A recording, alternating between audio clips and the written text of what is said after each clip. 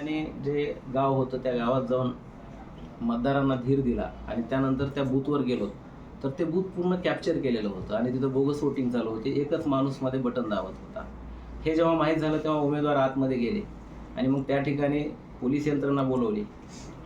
परळीचे PSI तिथं PI तिथं आलते आणि मग जलालपूरचं घटनाक्रम बूथ सुरळीत सुरू झाल्यानंतर बँक कॉलनीमध्ये बूथ कॅप्चर झालं म्हणून माहीत झालं. मग आम्ही बँक कॉलनीमध्ये गेलो. मी सुधामतीताई उट्टे आणि राजेश देशमुख आम्ही त्या बाउंड्रीच्या बाहेर थांबलो होतो. उमेदवार आतमध्ये गेले. मध्ये एकच माणूस बटन दाबत होता हे उमेदवारांनी स्वतः पाहिलं आणि त्या ठिकाणी मतदारांना धमकावलं जात होतं. मतदारांना मतदान प्रक्रियेमध्ये येऊ दिलं जात नव्हतं आणि उमेदवारांचे जे गार्ड होते त्या गार्डलाही धक्काबुक्की झाली. त्यांनाही त्यांच्या शासकीय कर्तव्यापासून दूर ठेवलं. हा सगळा घटनाक्रम त्या ठिकाणी बंदोबस्ताला असलेले जे पोलीस कर्मचारी होते ते पाहत होते उघड्या डोळ्या. आणि मग गार्डला मध्ये गेल्यानंतर पुन्हा त्यांनी मोर्चा गुट्टे मावशीच्या गाडीकडे वळवला. गाडीवर दगडफेक केली.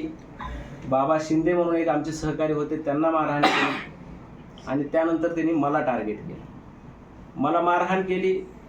मी कोर्टात का गेलो, हे 122 सेन्सिटिव्ह बूथ का डिक्लेअर करण्यासाठी तू कोर्टात कशाला गेला, तुझी बघतो आणि तुला खलास करतो असं म्हणून तो कैलास फड त्याचा मुलगा आणि बाकी इतर काही गुंड होते, त्याच्या गाडीचा ड्रायव्हर एक होता त्या आणि बाकी काही जण होते, त्यांनी मला जीवे मारण्याच्या उद्देशानं माझ्यावर प्राणघातक हल्ला केला. हे सर्व पोलीस यंत्रणा तिथं जे बंदोबस्तावर पोलीस होते हे पाहत होते आणि त्यांचं जे म्हणणं आता तुमच्याकडनं मला कळालं की आम्ही तक्रार दिली नाही. तर anyone can keep criminal law in motion ही कायद्यामधली कन्सेप्ट आहे. पोलीसच्या समोर जर एखादा घटना घडलेली असेल तर पोलिसांनी बघ्याची भूमिका घ्यायची नाही असं सुप्रीम कोर्ट सांगते आणि पोलिसांनी तात्काळ त्या झालेल्या घटनेबाबत पोलीस स्टेशनला तक्रार देणं नोंदवणं हे पोलिसांचं आद्य कर्तव्य, तो त्यांच्या कर्तव्याचा भाग आहे. आणि मी ते पाहत होतो की हा पोलीस कर्मचारी काही तक्रार देईल का ह्या घटनेबाबत, पण मला आजपर्यंत कळालं की त्यानं काहीही तक्रार दिली नाही.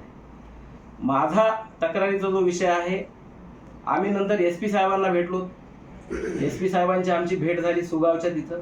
त्यांना आम्ही हा घटनाक्रम सांगितला आणि SP साहेबांना म्हणले की साहेब गुन्हा दाखल करायचे आदेश द्या. तर ते म्हणले तुम्ही परळीला जाऊन तक्रार द्या.